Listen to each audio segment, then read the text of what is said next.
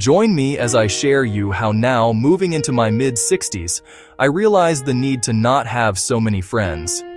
This is how I embrace the idea of having fewer friends, and see how it would change my life. So, let's talk about friendships. You know, those relationships that are supposed to bring us joy, support, and a sense of belonging. But have you ever stopped to think about how your friendships have changed over time? I know I have.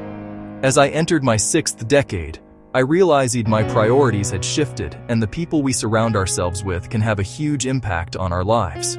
I've realized that my friendships have evolved significantly over the past few years. Some have deepened, while others have, unfortunately, fizzled out. It's like we're constantly reassessing who's in our inner circle and who's just an acquaintance. And that's okay. It's a natural part of life, right? But what's interesting is that we often put so much pressure on ourselves to maintain all these relationships, even when they might not be serving us anymore. We feel obligated to keep in touch, to meet up, to engage in small talk, even when we'd rather be doing something else. And that's when it hit me. Maybe I don't need as many friends as I thought. When you have a large social circle, it can be overwhelming. There are so many people to keep track of, so many events to attend, so many conversations to have. And let's be real, sometimes it can feel like a chore. You start to feel like you're just going through the motions, pretending to be interested in someone's life, when really, you couldn't care less. I mean, think about it. When was the last time you had a truly meaningful conversation with someone outside of your close-knit group? When did you last feel like you could really be yourself around someone without fear of judgment or rejection? For me, it's been a while. Maintaining a large social circle can be exhausting. You have to be on all the time, putting on a smile, making small talk, and pretending to have a good time. And don't even get me started on social media. It's like we're constantly comparing our lives to others, trying to keep up with the latest trends and events. I found myself feeling stressed and anxious, wondering how I'm going to fit in all these social engagements, how I'm going to keep up with everyone's lives. And you know what? It's just not worth it. I'd rather have a handful of deep, meaningful relationships than 100 acquaintances. I've come to realize that I've been holding on to some friendships out of obligation, out of loyalty, or out of habit.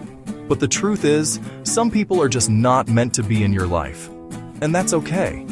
It's okay to let go of relationships that are no longer serving you. My own personal journey has been a wild ride. I used to be the ultimate social butterfly, attending every event, party, and gathering I could find. But as I got older, I started to feel like I was losing myself in the process. I was spreading myself too thin, trying to be everything to everyone. It wasn't until I took a step back and reassessed my friendships that I realized I was missing out on true connections. I was so focused on quantity that I neglected quality. And that's when it hit me. I don't need 1,000 friends to be happy. I need a few meaningful relationships that bring me joy, support, and a sense of belonging. One particular experience that stands out was when I went through a tough breakup. I was devastated, and I realized that I didn't have anyone to turn to. Not because I didn't have friends, but because I didn't have deep, meaningful relationships. And that's when I knew I needed to make a change. I started to focus on nurturing my relationships with people who truly cared about me. I stopped attending events just for the sake of socializing, and started investing in people who brought me joy. And you know what? It's been life-changing. I've found that having fewer, yet more meaningful relationships has brought me a sense of peace and contentment. I no longer feel like I'm drowning in a sea of acquaintances, trying to keep up with everyone's lives. I can finally be myself, without fear of judgment or rejection.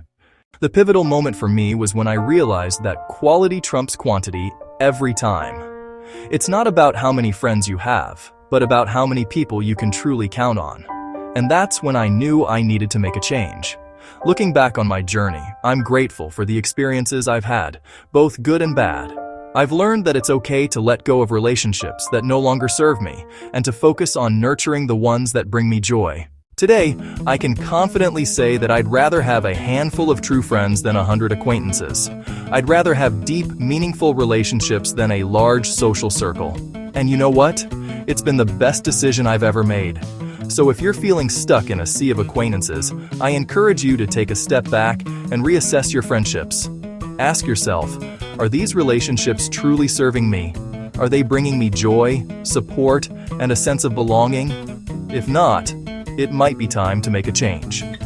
Thanks for watching, and if you've had a similar experience, please share it with me in the comments below.